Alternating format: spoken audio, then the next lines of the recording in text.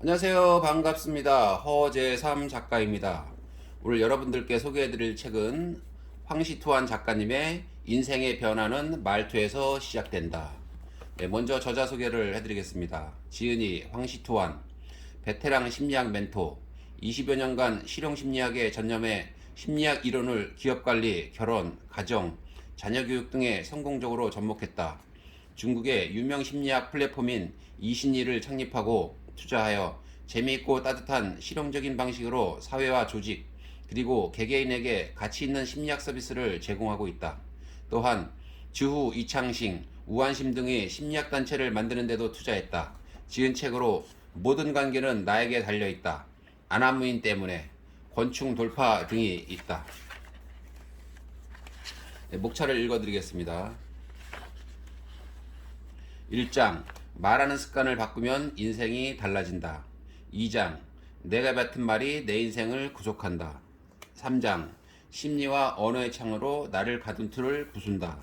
4장 말투 조금 바꿨을 뿐인데 관계가 달라진다. 다른 사람을 바꾸고 싶다면, 나는 책을 여러 권 냈고 모두 판매량이 나쁘지 않았다. 그런데 뛰는 놈 위에 나는 놈이 있다고 했던가. 미국 도서시장에는 일주일 만에 무려 20만 권이나 팔린 책이 있다. 순간 부러운 마음에 제목부터 살펴보게 됐다. 여러분도 무슨 책인지 궁금할 것이다. 이 책의 제목은 30일 만에 당신의 아내를 변화시키는 방법이다. 아마도 당장 찾아서 읽어보고 싶겠지만 찾지 못할 것이다. 그 대신 30일 만에 당신의 인생을 변화시키는 방법으로 검색해야 이 책을 찾을 수 있다. 왜일까? 사실 이 책은 출간 당시 제목 중 라이프를 와이프로 잘못 기재하는 실수를 저질렀다. 출간된 지 일주일이 지난 후에야 오타를 발견했다. 출판사는 황급히 책을 회수해 원래 제목으로 바꿔서 시장에 내놓았다. 그러자 이해할 수 없는 일이 벌어졌다. 30일 만에 당신의 아내를 변화시키는 방법은 일주일에 20만 권이 팔렸는데 30일 만에 당신의 인생을 변화시키는 방법은 한 달 동안 2권밖에 팔리지 않은 것이다. 20만 권과 2권. 그야말로 하늘과 땅 차이다. 그 까닭은 무엇일까?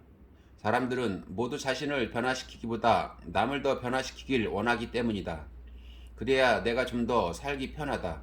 물론 우리가 남을 변화시키고 싶어 하는 데에는 상대방이 자신의 잘못을 인지하고 개선하여 더 나은 삶을 살아가게 하려고 하는 나름 타당한 이유도 있다. 엄마가 아이의 좋지 않은 습관을 바꾸고, 선생님이 학생의 적극적이지 못한 학습 태도를 바꾸고, 부부가 서로의 부정적인 면을 바꾸며 사장이 직원의 비효율적인 일처리 방식을 바꾸는 것, 모두 마땅히 해야 할 일이긴 하다. 그렇지만 지나치게 직설적으로 의견을 제시하면 상대방은 귀담아 듣지 않을 것이고 되려 갈등만 조장하게 된다. 돌이킬 수 없는 결과를 낳은 한마디. 어느 부부의 결혼 생활을 상담해 준 적이 있는데 그들의 상황이 매우 특이했다. 아내는 중국 과학기술대학교 영재반 출신의 천재였고 어린 나이에 바로 대학교에 진학했다. 졸업 후 그녀는 안정적인 직업을 구해서 어릴 때 누리지 못했던 자유로운 생활을 즐기기 시작했다.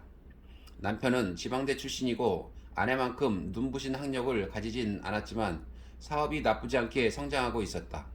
하지만 그는 아내의 여유로운 삶을 탐탁치 않아 했고 결국 참다 못해 그녀에게 이렇게 말했다. 당신이 한때 잘 나갔다고 해서 지금 이렇게 발전 없이 살아도 되는 거야? 지금 당신은 지방대 출신인 나보다 못하잖아. 이 말을 들은 아내는 화가 머리끝까지 치솟아서 이렇게 맞받아쳤다. 당신이 지금 하는 그깟 사소한 일로 나한테 뭐라 하는 게 정말 어이가 없네. 아침부터 밤늦게까지 일해봤자 겨우 몇 푼 버는 주제에 이렇게 악담이 오가며 화목했던 가족은 풍비박산이 났고 부부는 이혼에 이르렀다. 솔직해서라고 그저 말을 할 줄 모를 뿐이다. 먼저 두 가지 이야기를 함께 살펴보자. 어느 화창한 날, 한 시각장애인이 뉴욕의 거리에 앉아 지나가는 사람들에게 도움을 청하고 있었다. 그 사람 앞에는 아주 오래된 낡은 그릇 하나와 다음과 같은 팻말이 있었다. 저는 눈이 보이지 않습니다. 도와주세요. 많은 사람이 그의 앞을 지나갔지만 그 누구도 그에게 관심을 가지지 않았다. 그때 한 예쁜 여자아이가 그 앞에 멈춰서서 잠시 고민하더니 가방에서 펜을 꺼내 팻말에 무언가를 적었다. 화창한 날이네요. 그러나 저는 볼 수가 없습니다. 그러자 신기하게도 지나가는 사람들이 하나둘씩 그의 그릇에 돈을 넣기 시작했다. 문장만 살짝 바꿨을 뿐인데 상황은 눈에 띄게 좋아졌다. 이처럼 말에는 신비한 매력이 있다. 두 번째 이야기는 중국 어느 도시의 골목에서 일어난 일이다. 이 골목은 좁고 지나다니는 차가 많아서 복잡하기로 소문이 난 곳이다. 어느 날 차 한 대가 이곳을 지나다가 사이드미러로 한 아이를 살짝 스치고 말았다. 아이는 전혀 다치지 않았고 이곳에서는 종종 일어나는 대수롭지 않은 작은 사고였는데 이 일이 인터넷을 뜨겁게 달군 뉴스가 되어버렸다. 이유가 뭘까? 당시 그곳을 지나던 많은 사람이 현장을 둘러싸고 차주를 나무랐는데 그때 차주가 이렇게 말을 한 것이다. 내가 뭘 잘못했는데. 그의 뻔뻔한 이 한마디는 많은 사람의 공분을 샀다. 위의 두 이야기는 말의 영향력이 얼마나 큰지 보여주는 사례다. 듣기 좋은 말 한마디는 얼어붙은 마음을 녹이는 힘이 있고 독선적인 말 한마디는 작은 갈등의 불씨를 활활 타오르게 만든다. 말은 타인의 행동에도 영향을 미친다. 같은 일일지라도 어떤 말을 하느냐에 따라 결과가 완전히 달라질 수 있다. 말을 할 줄 아는 사람은 사람들의 기쁨을 사고 말을 할 줄 모르는 사람은 사람들에게 씻을 수 없는 상처를 준다. 요즘 들어 말을 얼마나 잘하느냐가 감성지수와 관련 있다고 보는 사람들이 많아졌다. 감성지수가 높을수록 말에 빈틈이 없다는 것이다. 이 관점에 옳고 그름은 잠시 논외로 하고 먼저 한 가지 사실을 폭로해 보겠다. 자신이 말을 잘 못한다는 것을 솔직히 인정하는 사람은 매우 드물다. 이들은 솔직한 성격이라는 핑계로 자신이 말을 잘하지 못한다는 사실을 숨긴다. 우리 주변에는 자칭 성격이 솔직하다며 직설적으로 말하는 걸 당연시 여기는 사람이 분명 존재한다. 그들은 말을 할 때 장소나 분위기를 가리지 않고 상대방의 기분을 생각하지 않으며 상대방에게 상처를 주었을 때 내가 솔직한 성격이라 그래, 악의는 없어 라고 말한다. 그 말인즉슨 나는 원래 이런 사람이고 이게 불편하다면 그건 너의 문제 라고 말하는 것과 같다. 태양 같은 사람, 블랙홀 같은 사람. 우리는 세상을 더 좋게도 혹은 더 나쁘게도 바꿀 힘을 지니고 있다. 당신 곁에 있는 사람은 두 가지 중 어느 쪽인가? 어떤 사람은 함께 있으면 마음이 따뜻해지고 활력이 넘친다. 이처럼 함께 있으면 인생을 가치 있게 하고 행복을 느끼게 하는 사람은 사람의 마음을 따뜻하게 하는 태양 같은 사람이라고 할 수 있다. 이와 반대로 같이 있으면 무력감이 느껴지고 몸 안에 있는 에너지가 모두 빠져나가는 것처럼 느껴지는 사람이 있다. 이처럼 주변 사람들의 에너지를 빨아들이고 상처 주는 사람을 우리는 블랙홀 같은 사람이라고 한다. 이런 현상이 일어나는 이유는 뭘까? 그건 바로 그들의 말이 소리 소문 없이 당신에게 영향을 미치기 때문이다. 말의 초점에는 작은 비밀이 숨겨져 있다. 바로 사람의 잠재의식은 부정어를 처리할 수 없다는 것이다. 그래서 시험 전에 많은 부모가 자식을 도와준답시고 긴장하지 말라는 말을 한다. 하지만 긴장하지 말라는 말을 들은 아이는 자연스레 긴장할 수밖에 없다. 그렇다면 어떻게 말해야 할까? 바로 긍정적인 말을 하면 된다. 예를 들어서 시험을 앞둔 아이에게 이렇게 말하는 거다. 아빠는 너를 믿으니까 마음 편하게 보고 와. 이렇게 말한다면 아이는 마음이 편안해지고 시험에 집중할 수 있다. 지금 살아오면서 가장 행복한 순간은 언제였나요? 라는 질문을 받은 사람은 설령 울고 있었다고 해도 머릿속에는 행복했던 그 순간을 떠올리게 된다. 이게 바로 말의 매력이다. 말을 잘 활용하면 인간 본래의 선한 모습을 끌어낼 수 있다. 반면에 말을 제대로 활용하지 않는 사람은 갈등을, 나아가 폭력까지 일으킬 수 있다. 인간의 마음속에는 천사와 악마가 둘 다 존재한다. 어떤 것을 불러일으키는지에 따라서 태양 같은 사람이 될 수도 블랙홀 같은 사람이 될 수도 있다. 칭찬은 사람에게, 평가는 일에 초점을 맞춘다. 현대사회에서 많은 사람이 가장 원만하게 일을 처리하는 방법으로 사람보다는 일대학이라는 방식을 선호한다. 이야기 하나를 살펴보자. 운 좋게 벼락부자가 된 사장이 비싼 페라리 자동차를 한 대 장만해 고향으로 내려가서 사람들에게 자랑했다. 그때 친한 고향 동생이 줄 수 있느냐고 물었다. 인색해 보이기 싫었던 장 사장은 흔쾌히 차키를 건네며 좋은 시간 보내라고 통 크게 말했다. 동생이 차를 끌고 간 지 1시간쯤 흘렀을까 그에게서 전화가 걸려왔다. 형, 어떻게 사고가 났어? 미안해. 장 사장은 두 가지 반응 중 하나를 보였을 것이다. 첫 번째, 뭐라고? 크게 났어? 말도 안 돼. 내 15억. 산지 아직 한 달도 안 지났는데. 두 번째, 괜찮아. 일단 진정해. 다치진 않았지? 너랑 여자친구는 다 무사하지? 첫 번째 반응은 일에 대한 반응이고 두 번째 반응은 사람에 대한 반응이다. 첫 번째 반응에서는 따뜻함을 전혀 느낄 수 없지만 두 번째 반응에서는 따뜻한 느낌과 위로를 받을 수 있다. 블랙홀 같은 사람은 주로 첫 번째 반응을 보이고 그의 초점은 언제나 일에 맞춰져 있다. 반면에 태양 같은 사람은 두 번째 반응을 보이고 언제나 사람에 초점이 맞춰져 있다. 한 학자가 유명한 교수의 집에 초대되어 저녁 식사를 하러 갔다. 그가 교수의 집에 들어섰을 때 교수의 5살 된 딸이 얼굴에 웃음을 한가득 머금고 그에게 인사를 건넸다. 이를 본 학자는 자신도 모르게 이렇게 칭찬했다. 넌 참 예쁘고 귀엽게 생겼구나. 이 말은 평소 우리가 아무렇지도 않게 자주 하는 말이지만 이 말을 들은 교수의 표정은 살짝 어두워졌다. 딸아이가 방으로 들어간 뒤 교수는 학자에게 이렇게 말했다. 당신이 방금 건넨 그 칭찬은 오히려 제 아이에게 독이 될 수 있습니다. 예쁘고 귀여운 것은 타고난 것이지 아이가 스스로 노력해 얻어낸 것이 아닙니다. 아직 분별력이 부족한 어린 나이에 그런 말을 들으면 아이는 그것이 자신의 재주인 줄 알게 됩니다. 그리고 그것으로 인해 교만해져서 외모로 다른 아이들을 평가하고 무시하는 잘못을 범하게 되지요. 교수의 교육 이념에 감명받은 학자는 교수에게 사과했고 그런 그에게 교수는 이렇게 말했다. 괜찮습니다. 집에 돌아가실 때 딸의 미소와 예의를 칭찬해 주세요. 그건 아이가 직접 노력해서 얻은 결과니까요. 칭찬은 서로에게 좋은 감정을 품게 만들어 마음으로 하는 진심 어린 소통을 가능하게 한다. 그렇다고 무작정 칭찬하면 오히려 반대의 결과를 얻을 수 있다. 칭찬에도 다 기술이 있기 때문이다. 낙관주의자와 비관주의자 중 자신이 어떤 사람이건 크게 좋아하거나 슬퍼하는 일은 아니다. 낙관과 비관은 타고난 기질일 뿐이고 둘 다 태양 같은 사람이 되기에 충분하다. 우리는 애써 자신의 기질을 바꾸기 위해 노력할 필요가 없다. 그저 그것을 인지하고 받아들이면 된다. 타인에게 호감을 얻는 손쉬운 방법. 한 남성에게 요즘도 도박하세요? 라고 물으면 그는 뭐라고 대답할까? 아니요, 도박한 적 없습니다. 도박할 줄 모릅니다. 라고 대답했다고 하자. 그런데 여기서 중요한 것은 그가 어떤 대답을 했는지가 아니다. 그가 뭐라고 대답하든 주변 사람들은 그가 도박을 한 적 있다고 생각할 것이다. 왜일까? 그 답은 질문에 있다. 질문에는 이 남자는 도박꾼이다 라는 가설이 숨어 있다. 이런 숨은 가설은 마치 부처의 손바닥과 같아서 대답하는 사람이 아무리 재주를 부려도 벗어날 수 없다. 이게 바로 가설의 매력이다. A가 있어야 B가 존재할 수 있다면 A는 B의 필수 조건이다. 따라서 B가 성립하면 당연히 A도 성립한다. A가 바로 말 속에 숨은 가설이다. 이 가설을 교모하게 사용하면 상상보다 큰 힘을 발휘할 수 있다.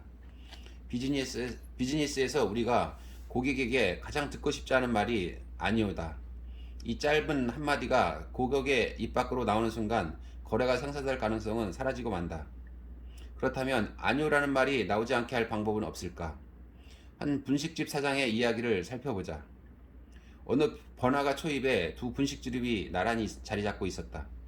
두 집 모두 라면 맛이 훌륭한데 이상하게도 장 사장 가게 매출이 항상 김 사장 가게 매출보다 높다. 이유는 무엇일까? 김 사장은 손님들이 라면을 주문할 때 매번 달걀 추가하세요? 라고 묻는다. 그러면 어떤 손님은 추가한다고 말하고 어떤 손님은 안 한다고 말한다. 장 사장도 손님들에게 묻는다. 그런데 질문이 조금 다르다. 달걀은 하나만 추가하시겠어요? 아니면 2개 추가하시겠어요? 그러면 손님들은 왠지 모를 미안한 마음에 하나 아니면 2개 중에서 고르고 극소수의 손님만 안 한다고 말한다. 달걀 한두 개가 쌓여 자연스레 매출이 더 높아질 수밖에 없었다. 장 사장이 김 사장보다 달리 한 일은 한 가지다. 바로 손님들은 모두 달걀을 원한다는 가설을 세운 것뿐이다. 심리학에서는 미안함을 느끼는 심리를 불확실한 감정 상태라고 말한다. 이런 불확실한 감정은 타인에 의해 쉽게 조정당하고 결국에는 피동적인 선택을 하게 만든다. 비즈니스를 할 때 자신에게 유리한 가설을 세워서 상대에게 미안함을 느끼게 하면 상대방을 더욱 쉽게 설득할 수 있다. 12년 연속 세계 기네스북에 오른 세계 세일즈맨 조 지라드는 이 방법을 가장 제대로 사용한 사람이다. 그는 절대로 고객에게 차를 구매하실 건가요? 라고 묻지 않는다. 그는 고객에게 이렇게 질문한다. 세단을 원하시나요? 아니면 SUV를 원하시나요? 파란색을 원하시나요? 빨간색을 원하시나요? 결제는 신용카드로 하시나요? 현금으로 하시나요? 등. 이처럼 둘 중 하나를 골라야 하는 질문에 받은 고객은 대부분 거절하지 못한다. 반면 차를 구매하실 건가요? 라는 질문에는 쉽게 아니요 라고 말할 것이다. 인간은 논리적인 동물이다. 따라서 상대방 마음속 깊이 뿌리내린 논리를 흔드는 것은 정말 어려운 일이다. 짧은 순간에 바꾸는 것은 당연히 더욱 어렵다. 그러니 우리는 상대방이 받아들이기 쉬운 가설을 제시해야 한다. 그 가설이 받아들여지면 이어서 제시하는 내용은 더 쉽게 받아들일 것이다. 신뢰와 칭찬을 얻은 사람은 사회의 지지를 받는다는 느낌을 받게 되고 이로 인해 자신의 가치를 더 높이기 위해 노력하게 된다. 그뿐 아니라 자존감이 높아지고 자신감도 가지게 되며 더욱 적극적으로 발전하고자 하는 동력을 얻게 된다. 그렇게 그는 상대방의 기대에 부응하게 되고 이러한 사회적 지지가 이어진다. 사람에 대한 기대와 칭찬, 신뢰, 그것에서부터 변화가 시작된다. 자신을 구속하는 말, 무기력, 절망, 무의미. 최근 몇 년간 심리학에서는 타조 증후군이라는 말이 유행했다. 타조가 땅속에 머리를 박는 모습이 마치 위험을 회피하려는 같아서 생긴 말이다. 사실 엄청난 주력과 힘센 발, 커다란 몸집을 가진 타조는 위험을 피하기 위해 이런 행동을 하는 것이 아니다. 청각이 다른 동물보다 월등히 뛰어난 타조는 적의 발소리로 몸무게를 파악하기 위해 땅에 머리를 박는 것이다. 하지만 사람은 자주 이런 어리석은 행동을 한다. 현실에서 대부분의 사람들이 까다로운 문제에 직면했을 때 책임지려 하지 않고 그저 두 눈을 질끈 감은 채 보이지 않으면 그만이라고 생각한다. 왜 그런 걸까? 인류는 발전을 거듭하면서 매우 뛰어나고 복잡한 뇌를 갖게 되었다. 이 뇌는 사람을 생존하게 하는 큰 힘을 가졌지만 가끔 고장이나 오류가 발생하기도 한다.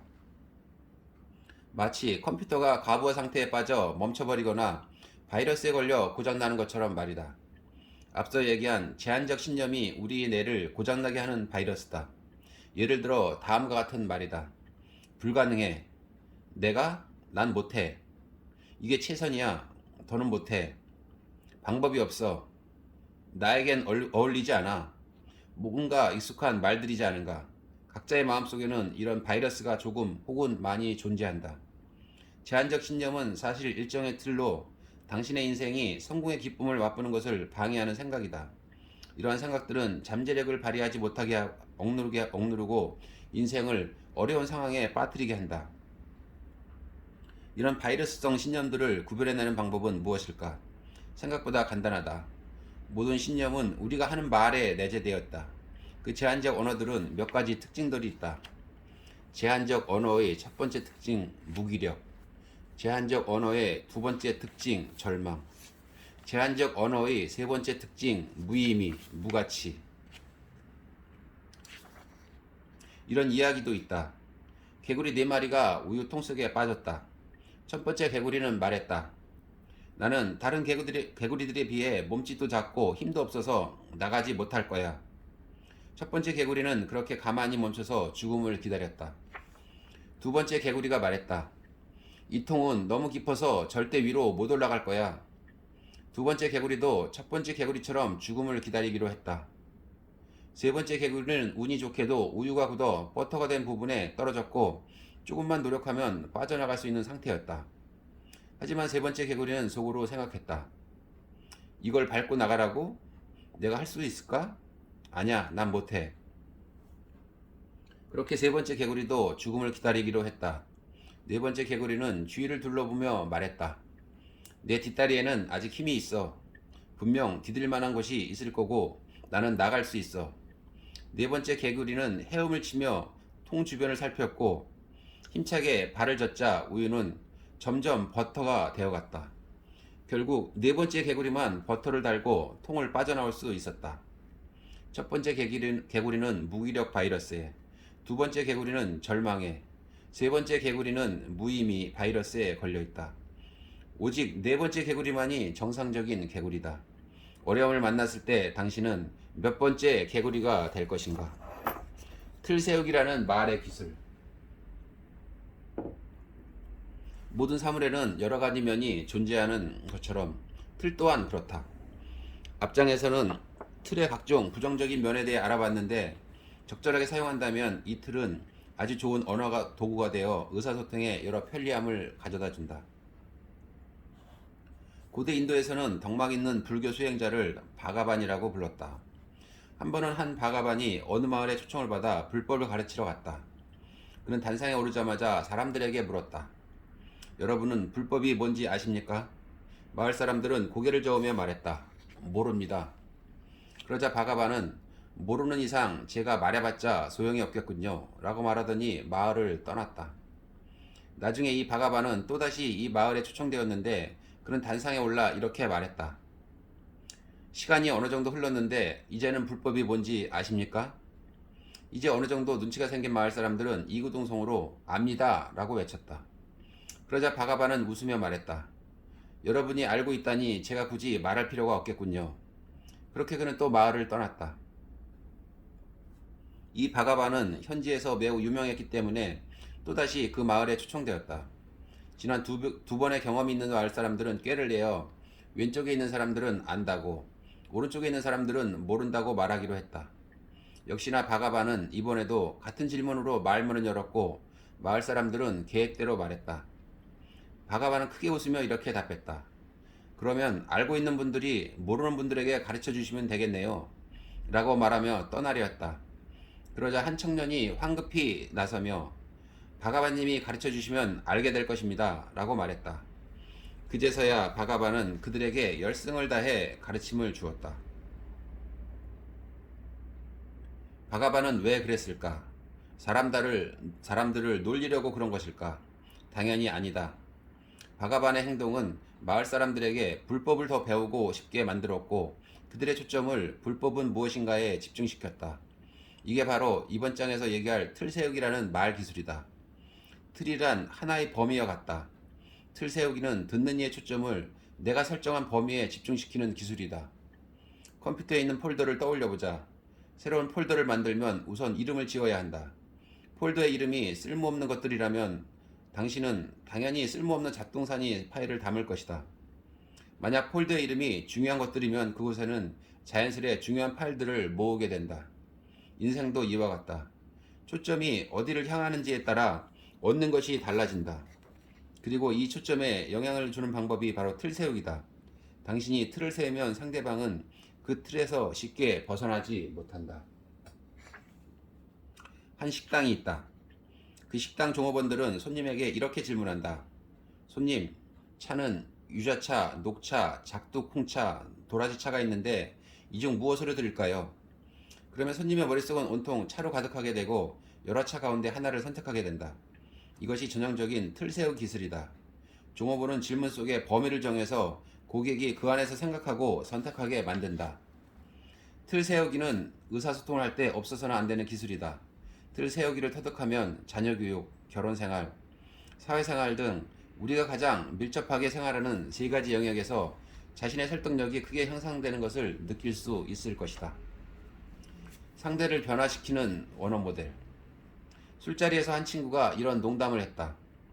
원숭이에서 사람으로 진화하기까지는 몇백만 년이 걸리는데 사람이 원숭이로 변화하는 것은 술 한 병이면 돼.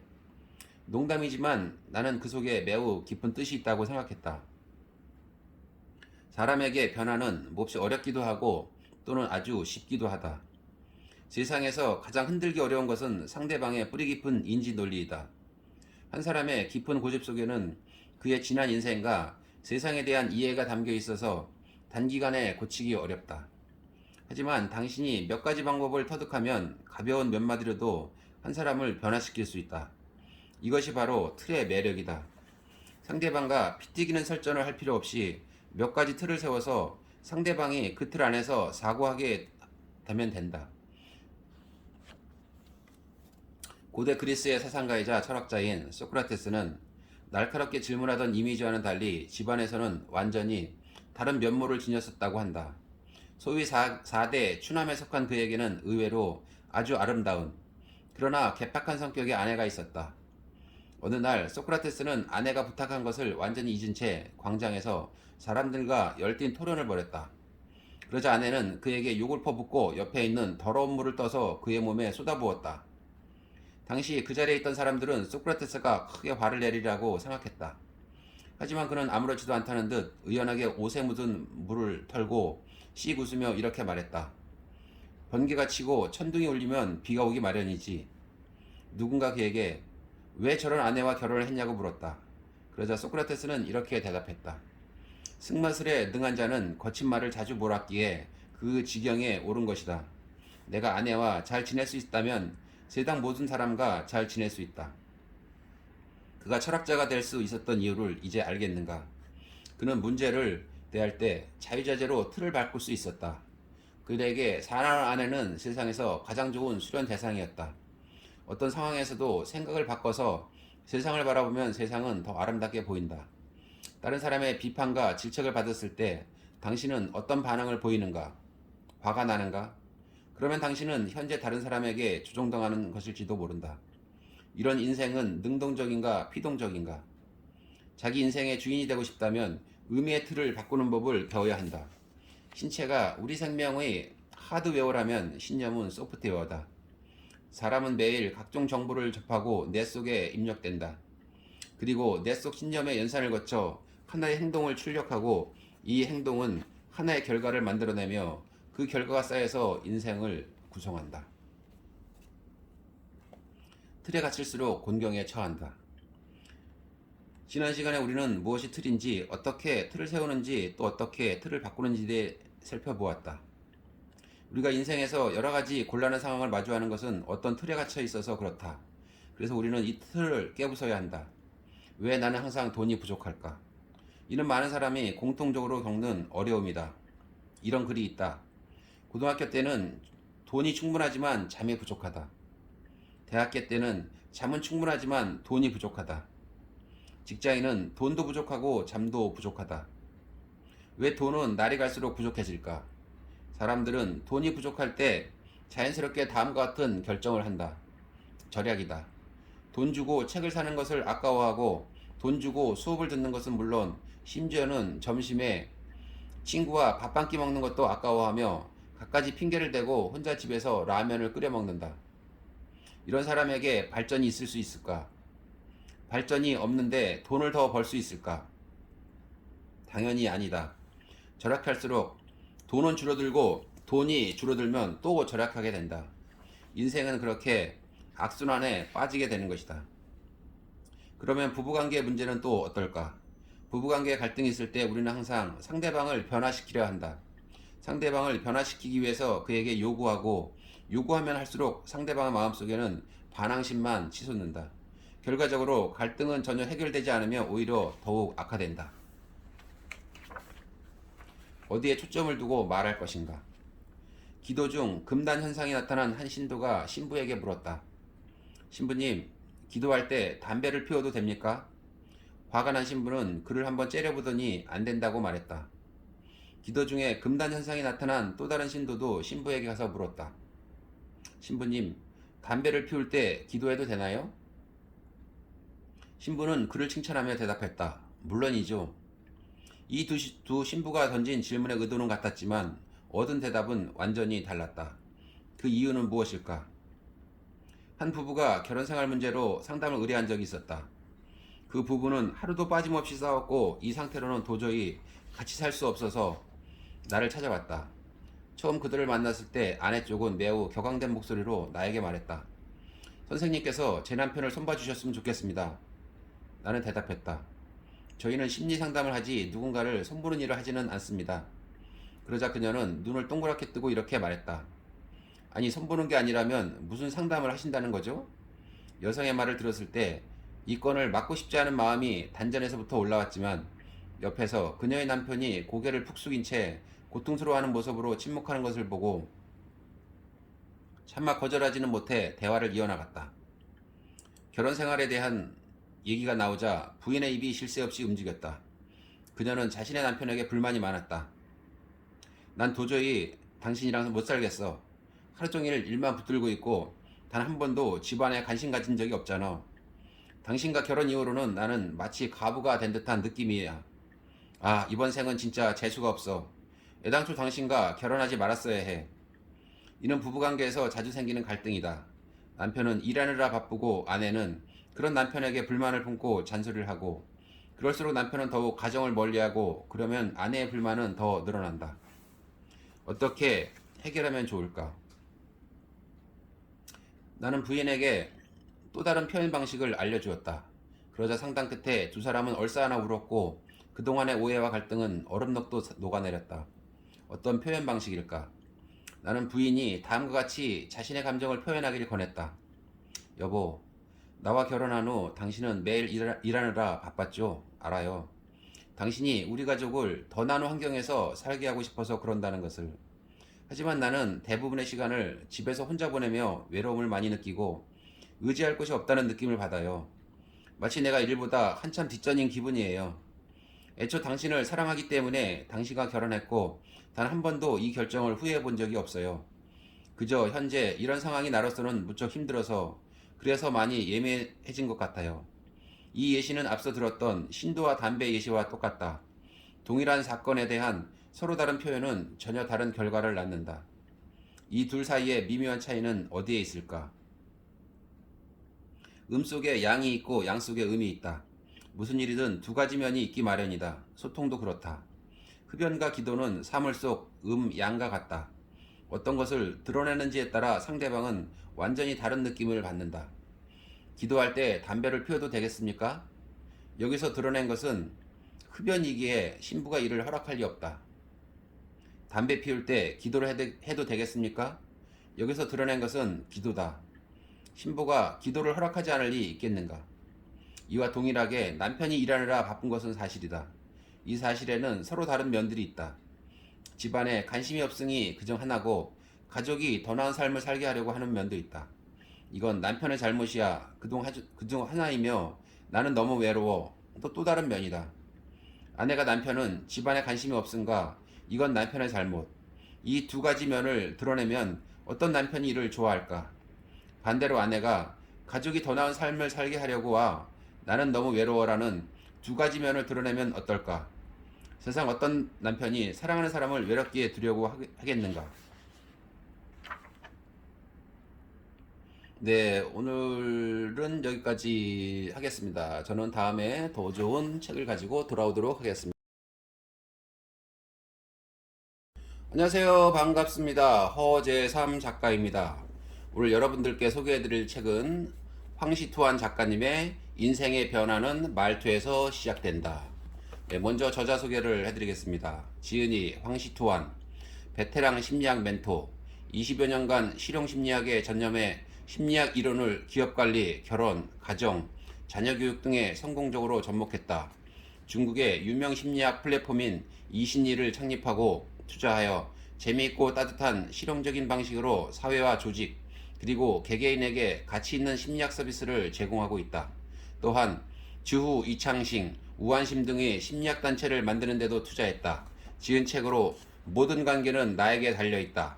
안한무인 때문에, 권충 돌파 등이 있다. 네, 목차를 읽어드리겠습니다. 1장, 말하는 습관을 바꾸면 인생이 달라진다. 2장, 내가 뱉은 말이 내 인생을 구속한다. 3장, 심리와 언어의 창으로 나를 가둔 틀을 부순다. 4장, 말투 조금 바꿨을 뿐인데 관계가 달라진다. 다른 사람을 바꾸고 싶다면, 나는 책을 여러 권 냈고 모두 판매량이 나쁘지 않았다. 그런데 뛰는 놈 위에 나는 놈이 있다고 했던가. 미국 도서시장에는 일주일 만에 무려 20만 권이나 팔린 책이 있다. 순간 부러운 마음에 제목부터 살펴보게 됐다.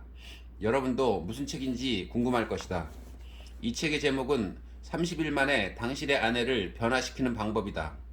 아마도 당장 찾아서 읽어보고 싶겠지만 찾지 못할 것이다. 그 대신 30일 만에 당신의 인생을 변화시키는 방법으로 검색해야 이 책을 찾을 수 있다. 왜일까?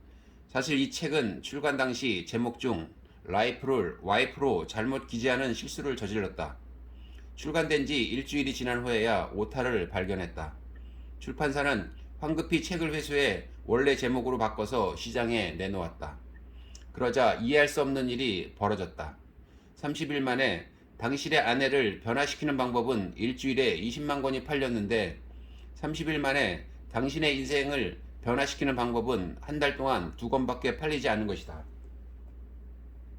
20만 권과 2권. 그야말로 하늘과 땅 차이다. 그 까닭은 무엇일까? 사람들은 모두 자신을 변화시키기보다 남을 더 변화시키길 원하기 때문이다. 그래야 내가 좀 더 살기 편하다. 물론 우리가 남을 변화시키고 싶어 하는 데에는 상대방이 자신의 잘못을 인지하고 개선하여 더 나은 삶을 살아가게 하려고 하는 나름 타당한 이유도 있다. 엄마가 아이의 좋지 않은 습관을 바꾸고, 선생님이 학생의 적극적이지 못한 학습 태도를 바꾸고, 부부가 서로의 부정적인 면을 바꾸며 사장이 직원의 비효율적인 일처리 방식을 바꾸는 것, 모두 마땅히 해야 할 일이긴 하다. 그렇지만 지나치게 직설적으로 의견을 제시하면 상대방은 귀담아 듣지 않을 것이고 되려 갈등만 조장하게 된다. 돌이킬 수 없는 결과를 낳은 한마디. 어느 부부의 결혼 생활을 상담해 준 적이 있는데 그들의 상황이 매우 특이했다. 아내는 중국 과학기술대학교 영재반 출신의 천재였고 어린 나이에 바로 대학교에 진학했다. 졸업 후 그녀는 안정적인 직업을 구해서 어릴 때 누리지 못했던 자유로운 생활을 즐기기 시작했다. 남편은 지방대 출신이고 아내만큼 눈부신 학력을 가지진 않았지만 사업이 나쁘지 않게 성장하고 있었다. 하지만 그는 아내의 여유로운 삶을 탐탁치 않아 했고 결국 참다 못해 그녀에게 이렇게 말했다. 당신이 한때 잘 나갔다고 해서 지금 이렇게 발전 없이 살아도 되는 거야? 지금 당신은 지방대 출신인 나보다 못하잖아. 이 말을 들은 아내는 화가 머리끝까지 치솟아서 이렇게 맞받아쳤다. 당신이 지금 하는 그깟 사소한 일로 나한테 뭐라 하는 게 정말 어이가 없네. 아침부터 밤늦게까지 일해봤자 겨우 몇 푼 버는 주제에 이렇게 악담이 오가며 화목했던 가정은 풍비박산이 났고 부부는 이혼에 이르렀다. 솔직해서라고 그저 말을 할 줄 모를 뿐이다. 먼저 2가지 이야기를 함께 살펴보자. 어느 화창한 날, 한 시각장애인이 뉴욕의 거리에 앉아 지나가는 사람들에게 도움을 청하고 있었다. 그 사람 앞에는 아주 오래된 낡은 그릇 하나와 다음과 같은 팻말이 있었다. 저는 눈이 보이지 않습니다. 도와주세요. 많은 사람이 그의 앞을 지나갔지만 그 누구도 그에게 관심을 가지지 않았다. 그때 한 예쁜 여자아이가 그 앞에 멈춰서서 잠시 고민하더니 가방에서 펜을 꺼내 팻말에 무언가를 적었다. 화창한 날이네요. 그러나 저는 볼 수가 없습니다. 그러자 신기하게도 지나가는 사람들이 하나둘씩 그의 그릇에 돈을 넣기 시작했다. 문장만 살짝 바꿨을 뿐인데 상황은 눈에 띄게 좋아졌다. 이처럼 말에는 신비한 매력이 있다. 2번째 이야기는 중국 어느 도시의 골목에서 일어난 일이다. 이 골목은 좁고 지나다니는 차가 많아서 복잡하기로 소문이 난 곳이다. 어느 날 차 한 대가 이곳을 지나다가 사이드미러로 한 아이를 살짝 스치고 말았다. 아이는 전혀 다치지 않았고 이곳에서는 종종 일어나는 대수롭지 않은 작은 사고였는데 이 일이 인터넷을 뜨겁게 달군 뉴스가 되어버렸다. 이유가 뭘까? 당시 그곳을 지나던 많은 사람이 현장을 둘러싸고 차주를 나무랐는데 그때 차주가 이렇게 말을 한 것이다. 내가 뭘 잘못했는데. 그의 뻔뻔한 이 한마디는 많은 사람의 공분을 샀다. 위의 2 이야기는 말의 영향력이 얼마나 큰지 보여주는 사례다. 듣기 좋은 말 한마디는 얼어붙은 마음을 녹이는 힘이 있고 독선적인 말 한마디는 작은 갈등의 불씨를 활활 타오르게 만든다. 말은 타인의 행동에도 영향을 미친다. 같은 일일지라도 어떤 말을 하느냐에 따라 결과가 완전히 달라질 수 있다. 말을 할 줄 아는 사람은 사람들의 기쁨을 사고 말을 할 줄 모르는 사람은 사람들에게 씻을 수 없는 상처를 준다. 요즘 들어 말을 얼마나 잘하느냐가 감성지수와 관련 있다고 보는 사람들이 많아졌다. 감성지수가 높을수록 말에 빈틈이 없다는 것이다. 이 관점에 옳고 그름은 잠시 논외로 하고 먼저 한 가지 사실을 폭로해 보겠다. 자신이 말을 잘 못한다는 것을 솔직히 인정하는 사람은 매우 드물다. 이들은 솔직한 성격이라는 핑계로 자신이 말을 잘하지 못한다는 사실을 숨긴다. 우리 주변에는 자칭 성격이 솔직하다며 직설적으로 말하는 걸 당연시 여기는 사람이 분명 존재한다. 그들은 말을 할 때 장소나 분위기를 가리지 않고 상대방의 기분을 생각하지 않으며 상대방에게 상처를 주었을 때 내가 솔직한 성격이라 그래, 악의는 없어 라고 말한다. 그 말인즉슨 나는 원래 이런 사람이고 이게 불편하다면 그건 너의 문제라고 말하는 것과 같다. 태양 같은 사람, 블랙홀 같은 사람. 우리는 세상을 더 좋게도 혹은 더 나쁘게도 바꿀 힘을 지니고 있다. 당신 곁에 있는 사람은 두 가지 중 어느 쪽인가? 어떤 사람은 함께 있으면 마음이 따뜻해지고 활력이 넘친다. 이처럼 함께 있으면 인생을 가치 있게 하고 행복을 느끼게 하는 사람은 사람의 마음을 따뜻하게 하는 태양 같은 사람이라고 할 수 있다. 이와 반대로 같이 있으면 무력감이 느껴지고 몸 안에 있는 에너지가 모두 빠져나가는 것처럼 느껴지는 사람이 있다. 이처럼 주변 사람들의 에너지를 빨아들이고 상처 주는 사람을 우리는 블랙홀 같은 사람이라고 한다. 이런 현상이 일어나는 이유는 뭘까? 그건 바로 그들의 말이 소리 소문 없이 당신에게 영향을 미치기 때문이다. 말의 초점에는 작은 비밀이 숨겨져 있다. 바로 사람의 잠재의식은 부정어를 처리할 수 없다는 것이다. 그래서 시험 전에 많은 부모가 자식을 도와준답시고 긴장하지 말라는 말을 한다. 하지만 긴장하지 말라는 말을 들은 아이는 자연스레 긴장할 수밖에 없다. 그렇다면 어떻게 말해야 할까? 바로 긍정적인 말을 하면 된다. 예를 들어서 시험을 앞둔 아이에게 이렇게 말하는 거다.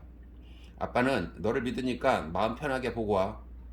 이렇게 말한다면 아이는 마음이 편안해지고 시험에 집중할 수 있다. 지금 살아오면서 가장 행복한 순간은 언제였나요? 라는 질문을 받은 사람은 설령 울고 있었다고 해도 머릿속에는 행복했던 그 순간을 떠올리게 된다. 이게 바로 말의 매력이다. 말을 잘 활용하면 인간 본래의 선한 모습을 끌어낼 수 있다. 반면에 말을 제대로 활용하지 않는 사람은 갈등을, 나아가 폭력까지 일으킬 수 있다.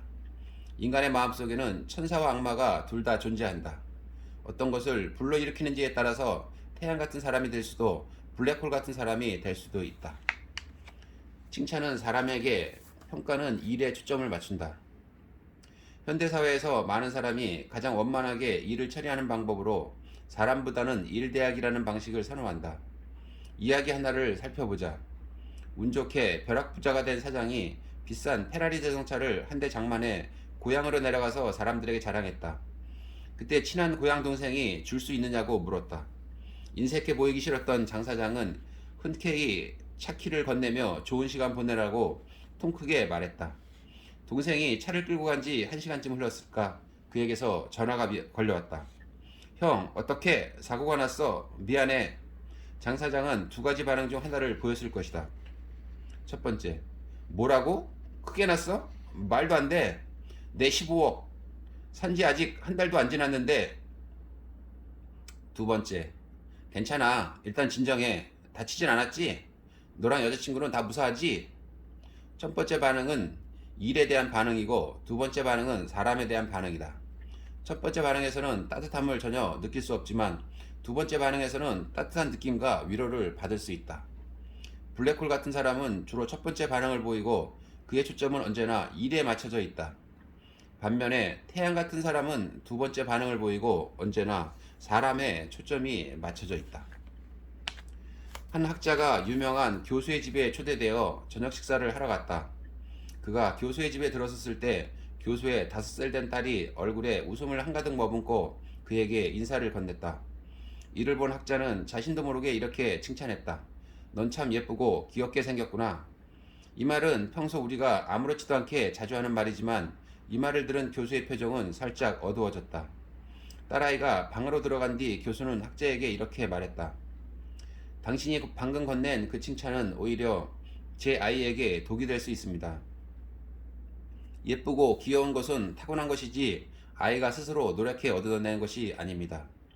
아직 분별력이 부족한 어린 나이에 그런 말을 들으면 아이는 그것이 자신의 재주인 줄 알게 됩니다. 그리고 그것으로 인해 교만해져서 외모로 다른 아이들을 평가하고 무시하는 잘못을 범하게 되지요.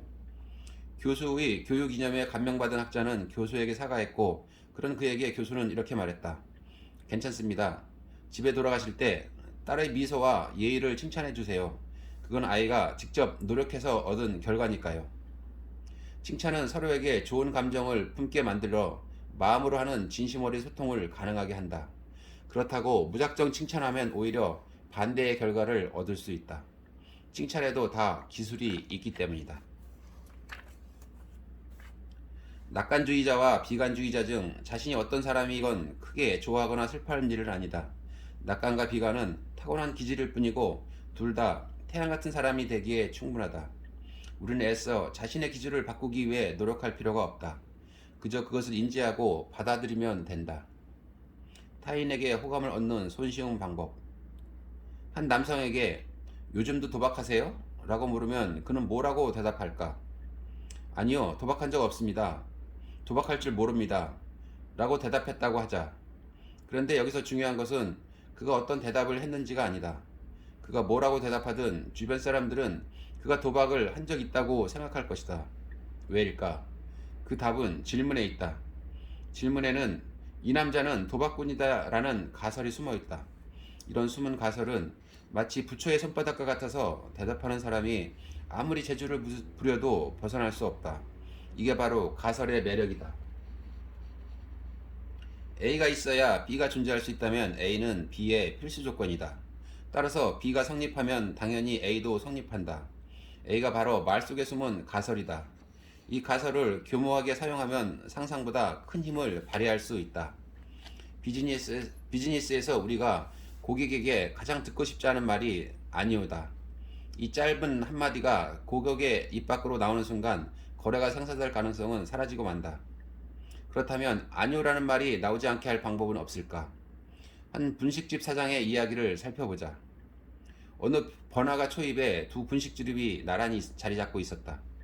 두 집 모두 라면 맛이 훌륭한데 이상하게도 장 사장 가게 매출이 항상 김 사장 가게 매출보다 높다. 이유는 무엇일까? 김 사장은 손님들이 라면을 주문할 때 매번 달걀 추가하세요? 라고 묻는다.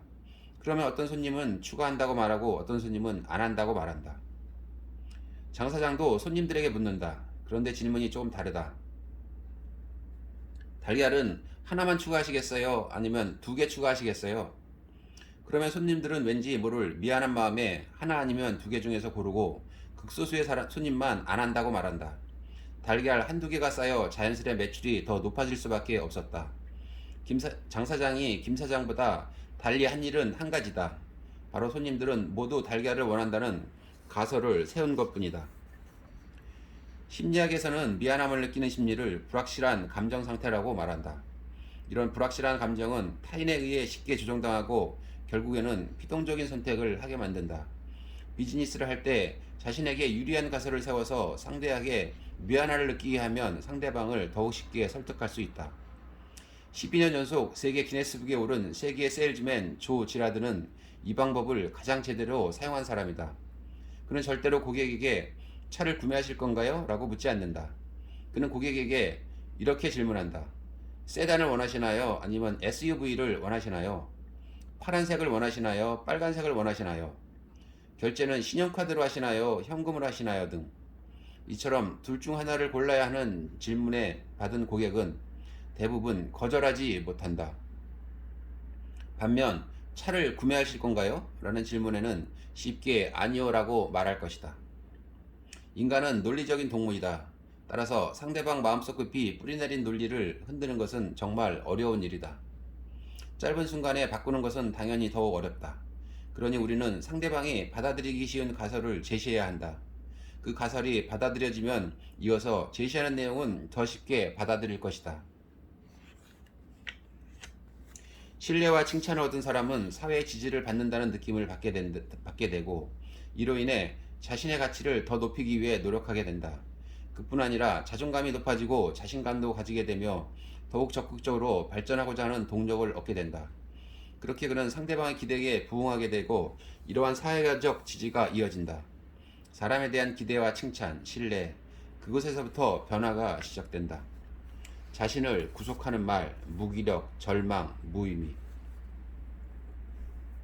최근 몇 년간 심리학에서는 타조 증후군이라는 말이 유행했다. 타조가 땅속에 머리를 박는 모습이 마치 위험을 회피하려는 같아서 생긴 말이다. 사실 엄청난 주력과 힘센 발, 커다란 몸집을 가진 타조는 위험을 피하기 위해 이런 행동을 하는 것이 아니다. 청각이 다른 동물보다 월등히 뛰어난 타조는 적의 발소리로 몸무게를 파악하기 위해 땅에 머리를 박는 것이다. 하지만 사람은 자주 이런 어리석은 행동을 한다. 현실에서 대부분의 사람들이 까다로운 문제에 직면했을 때 책임지려 하지 않고 그저 두 눈을 질끈 감은 채 보이지 않으면 그만이라고 생각한다. 왜 그런 걸까? 인류는 발전을 거듭하면서 매우 뛰어나고 복잡한 뇌를 갖게 되었다. 이 뇌는 사람을 생존하게 하는 큰 힘을 가졌지만 가끔 고장이나 오류가 발생하기도 한다. 마치 컴퓨터가 가부화 상태에 빠져 멈춰버리거나 바이러스에 걸려 고장나는 것처럼 말이다. 앞서 얘기한 제한적 신념이 우리의 뇌를 고장나게 하는 바이러스다. 예를 들어 다음과 같은 말이다. 불가능해. 내가? 난 못해. 이게 최선이야. 더는 못해. 방법이 없어. 나에겐 어울리지 않아. 뭔가 익숙한 말들이지 않은가. 각자의 마음속에는 이런 바이러스가 조금 혹은 많이 존재한다. 제한적 신념은 사실 일정의 틀로 당신의 인생이 성공의 기쁨을 맛보는 것을 방해하는 생각이다. 이러한 생각들은 잠재력을 발휘하지 못하게 억누르고 인생을 어려운 상황에 빠뜨리게 한다. 이런 바이러스성 신념들을 구별해내는 방법은 무엇일까? 생각보다 간단하다. 모든 신념은 우리가 하는 말에 내재되었다. 그 제한적 언어들은 몇 가지 특징들이 있다. 제한적 언어의 첫 번째 특징, 무기력. 제한적 언어의 두 번째 특징, 절망. 제한적 언어의 세 번째 특징, 무의미, 무가치. 이런 이야기도 있다. 개구리 4마리가 우유통 속에 빠졌다. 첫 번째 개구리는 말했다. 나는 다른 개구리들에 비해 몸집도 작고 힘도 없어서 나가지 못할 거야. 첫 번째 개구리는 그렇게 가만히 멈춰서 죽음을 기다렸다. 두 번째 개구리가 말했다. 이 통은 너무 깊어서 절대 위로 못 올라갈 거야. 두 번째 개구리도 첫 번째 개구리처럼 죽음을 기다리기로 했다.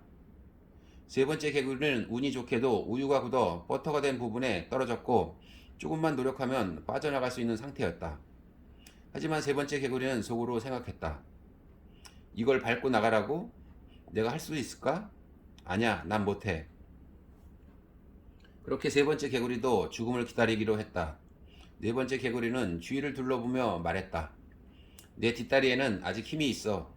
분명 디딜 만한 곳이 있을 거고 나는 나갈 수 있어. 네 번째 개구리는 헤엄을 치며 통 주변을 살폈고 힘차게 발을 젓자 우유는 점점 버터가 되어갔다. 결국 네 번째 개구리만 버터를 달고 통을 빠져나올 수 있었다. 첫 번째 개구리는 무기력 바이러스에, 두 번째 개구리는 절망에, 세 번째 개구리는 무의미 바이러스에 걸려있다. 오직 네 번째 개구리만이 정상적인 개구리다. 어려움을 만났을 때 당신은 몇 번째 개구리가 될 것인가? 틀 세우기라는 말의 기술. 모든 사물에는 여러 가지 면이 존재하는 것처럼 틀 또한 그렇다. 앞장에서는 틀의 각종 부정적인 면에 대해 알아봤는데 적절하게 사용한다면 이 틀은 아주 좋은 언어가 도구가 되어 의사소통에 여러 편리함을 가져다 준다. 고대 인도에서는 덕망 있는 불교 수행자를 바가반이라고 불렀다. 한 번은 한 바가반이 어느 마을에 초청을 받아 불법을 가르치러 갔다. 그는 단상에 오르자마자 사람들에게 물었다. 여러분은 불법이 뭔지 아십니까? 마을 사람들은 고개를 저으며 말했다. 모릅니다. 그러자 바가반은 모르는 이상 제가 말해봤자 소용이 없겠군요. 라고 말하더니 마을을 떠났다.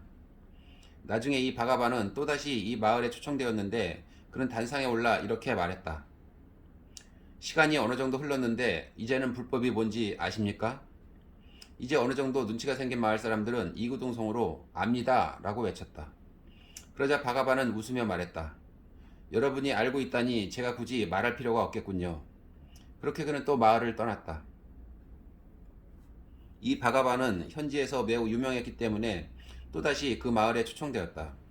지난 두 번의 경험이 있는 마을 사람들은 꾀를 내어 왼쪽에 있는 사람들은 안다고, 오른쪽에 있는 사람들은 모른다고 말하기로 했다. 역시나 바가바는 이번에도 같은 질문으로 말문을 열었고 마을 사람들은 계획대로 말했다. 바가바는 크게 웃으며 이렇게 답했다. 그러면 알고 있는 분들이 모르는 분들에게 가르쳐 주시면 되겠네요. 라고 말하며 떠나려 했다. 그러자 한 청년이 황급히 나서며 바가바님이 가르쳐 주시면 알게 될 것입니다. 라고 말했다. 그제서야 바가바는 그들에게 열승을 다해 가르침을 주었다. 바가바는 왜 그랬을까? 사람들을 놀리려고 그런 것일까? 당연히 아니다. 바가반의 행동은 마을 사람들에게 불법을 더 배우고 싶게 만들었고 그들의 초점을 불법은 무엇인가에 집중시켰다. 이게 바로 이번 장에서 얘기할 틀 세우기라는 말 기술이다. 틀이란 하나의 범위와 같다. 틀 세우기는 듣는 이의 초점을 내가 설정한 범위에 집중시키는 기술이다. 컴퓨터에 있는 폴더를 떠올려보자. 새로운 폴더를 만들면 우선 이름을 지어야 한다. 폴더의 이름이 쓸모없는 것들이라면 당신은 당연히 쓸모없는 잡동사니 파일을 담을 것이다. 만약 폴더의 이름이 중요한 것들이면 그곳에는 자연스레 중요한 파일들을 모으게 된다. 인생도 이와 같다. 초점이 어디를 향하는지에 따라 얻는 것이 달라진다. 그리고 이 초점에 영향을 주는 방법이 바로 틀 세우기다. 당신이 틀을 세우면 상대방은 그 틀에서 쉽게 벗어나지 못한다. 한 식당이 있다. 그 식당 종업원들은 손님에게 이렇게 질문한다. 손님, 차는 유자차, 녹차, 작두, 콩차, 도라지차가 있는데 이 중 무엇으로 드릴까요? 그러면 손님의 머릿속은 온통 차로 가득하게 되고 여러 차 가운데 하나를 선택하게 된다. 이것이 전형적인 틀 세우 기술이다. 종업원은 질문 속에 범위를 정해서 고객이 그 안에서 생각하고 선택하게 만든다. 틀 세우기는 의사소통을 할 때 없어서는 안 되는 기술이다. 틀 세우기를 터득하면 자녀교육, 결혼생활, 사회생활 등 우리가 가장 밀접하게 생활하는 세 가지 영역에서 자신의 설득력이 크게 향상되는 것을 느낄 수 있을 것이다. 상대를 변화시키는 원어 모델. 술자리에서 한 친구가 이런 농담을 했다. 원숭이에서 사람으로 진화하기까지는 몇백만 년이 걸리는데 사람이 원숭이로 변화하는 것은 술 한 병이면 돼. 농담이지만 나는 그 속에 매우 깊은 뜻이 있다고 생각했다. 사람에게 변화는 몹시 어렵기도 하고 또는 아주 쉽기도 하다. 세상에서 가장 흔들기 어려운 것은 상대방의 뿌리 깊은 인지 논리이다. 한 사람의 깊은 고집 속에는 그의 지난 인생과 세상에 대한 이해가 담겨 있어서 단기간에 고치기 어렵다. 하지만 당신이 몇 가지 방법을 터득하면 가벼운 몇 마디로도 한 사람을 변화시킬 수 있다. 이것이 바로 틀의 매력이다. 상대방과 피 튀기는 설전을 할 필요 없이 몇 가지 틀을 세워서 상대방이 그 틀 안에서 사고하게 되면 된다. 고대 그리스의 사상가이자 철학자인 소크라테스는 날카롭게 질문하던 이미지와는 달리 집안에서는 완전히 다른 면모를 지녔었다고 한다. 소위 4대 추남에 속한 그에게는 의외로 아주 아름다운 그러나 개팍한 성격의 아내가 있었다. 어느 날 소크라테스는 아내가 부탁한 것을 완전히 잊은 채 광장에서 사람들과 열띤 토론을 벌였다. 그러자 아내는 그에게 욕을 퍼붓고 옆에 있는 더러운 물을 떠서 그의 몸에 쏟아부었다. 당시 그 자리에 있던 사람들은 소크라테스가 크게 화를 내리라고 생각했다. 하지만 그는 아무렇지도 않다는 듯 의연하게 옷에 묻은 물을 털고 씩 웃으며 이렇게 말했다. 번개가 치고 천둥이 울리면 비가 오기 마련이지. 누군가 그에게 왜 저런 아내와 결혼을 했냐고 물었다. 그러자 소크라테스는 이렇게 대답했다. 승마술에 능한 자는 거친 말을 자주 몰았기에 그 지경에 오른 것이다. 내가 아내와 잘 지낼 수 있다면 세상 모든 사람과 잘 지낼 수 있다. 그가 철학자가 될 수 있었던 이유를 이제 알겠는가? 그는 문제를 대할 때 자유자재로 틀을 바꿀 수 있었다. 그에게 사람 안에는 세상에서 가장 좋은 수련 대상이었다. 어떤 상황에서도 생각을 바꿔서 세상을 바라보면 세상은 더 아름답게 보인다. 다른 사람의 비판과 질책을 받았을 때 당신은 어떤 반응을 보이는가? 화가 나는가? 그러면 당신은 현재 다른 사람에게 조종당하는 것일지도 모른다. 이런 인생은 능동적인가 피동적인가? 자기 인생의 주인이 되고 싶다면 의미의 틀을 바꾸는 법을 배워야 한다. 신체가 우리 생명의 하드웨어라면 신념은 소프트웨어다. 사람은 매일 각종 정보를 접하고 뇌 속에 입력된다. 그리고 뇌 속 신념의 연산을 거쳐 하나의 행동을 출력하고 이 행동은 하나의 결과를 만들어내며 그 결과가 쌓여서 인생을 구성한다. 틀에 갇힐수록 곤경에 처한다. 지난 시간에 우리는 무엇이 틀인지, 어떻게 틀을 세우는지, 또 어떻게 틀을 바꾸는지에 대해 살펴보았다. 우리가 인생에서 여러 가지 곤란한 상황을 마주하는 것은 어떤 틀에 갇혀 있어서 그렇다. 그래서 우리는 이 틀을 깨부숴야 한다. 왜 나는 항상 돈이 부족할까? 이는 많은 사람이 공통적으로 겪는 어려움이다. 이런 글이 있다. 고등학교 때는 돈이 충분하지만 잠이 부족하다. 대학교 때는 잠은 충분하지만 돈이 부족하다. 직장인은 돈도 부족하고 잠도 부족하다. 왜 돈은 날이 갈수록 부족해질까? 사람들은 돈이 부족할 때 자연스럽게 다음과 같은 결정을 한다. 절약이다. 돈 주고 책을 사는 것을 아까워하고 돈 주고 수업을 듣는 것은 물론 심지어는 점심에 친구와 밥 한 끼 먹는 것도 아까워하며 갖가지 핑계를 대고 혼자 집에서 라면을 끓여 먹는다. 이런 사람에게 발전이 있을 수 있을까? 발전이 없는데 돈을 더 벌 수 있을까? 당연히 아니다. 절약할수록 돈은 줄어들고 돈이 줄어들면 또 절약하게 된다. 인생은 그렇게 악순환에 빠지게 되는 것이다. 그러면 부부관계의 문제는 또 어떨까? 부부관계에 갈등이 있을 때 우리는 항상 상대방을 변화시키려 한다. 상대방을 변화시키기 위해서 그에게 요구하고 요구하면 할수록 상대방의 마음속에는 반항심만 치솟는다. 결과적으로 갈등은 전혀 해결되지 않으며 오히려 더욱 악화된다. 어디에 초점을 두고 말할 것인가? 기도 중 금단 현상이 나타난 한 신도가 신부에게 물었다. 신부님, 기도할 때 담배를 피워도 됩니까? 화가 난 신부는 그를 한번 째려보더니 안 된다고 말했다. 기도 중에 금단 현상이 나타난 또 다른 신도도 신부에게 가서 물었다. 신부님, 담배를 피울 때 기도해도 되나요? 신부는 그를 칭찬하며 대답했다. 물론이죠. 이 두 신부가 던진 질문의 의도는 같았지만 얻은 대답은 완전히 달랐다. 그 이유는 무엇일까? 한 부부가 결혼생활 문제로 상담을 의뢰한 적이 있었다. 그 부부는 하루도 빠짐없이 싸웠고 이 상태로는 도저히 같이 살 수 없어서 나를 찾아왔다. 처음 그들을 만났을 때 아내 쪽은 매우 격앙된 목소리로 나에게 말했다. 선생님께서 제 남편을 손봐주셨으면 좋겠습니다.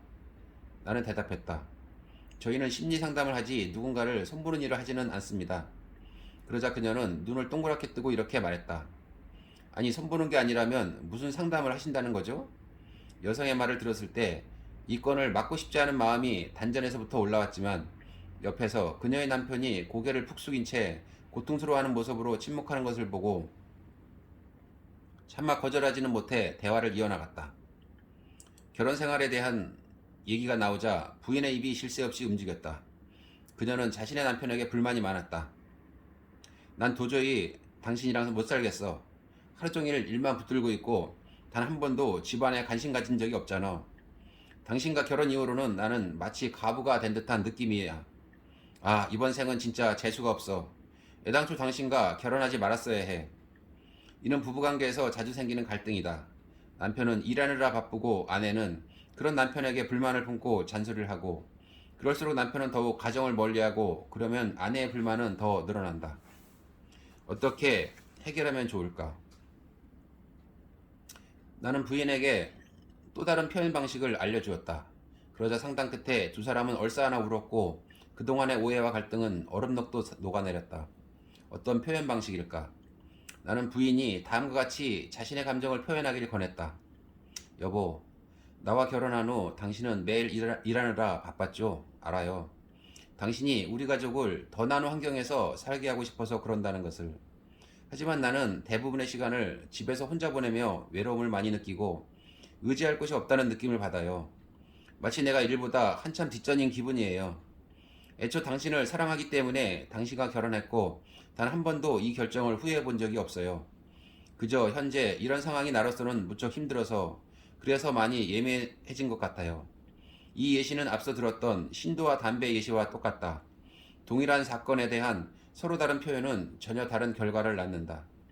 이 둘 사이의 미묘한 차이는 어디에 있을까? 음 속에 양이 있고 양 속에 음이 있다.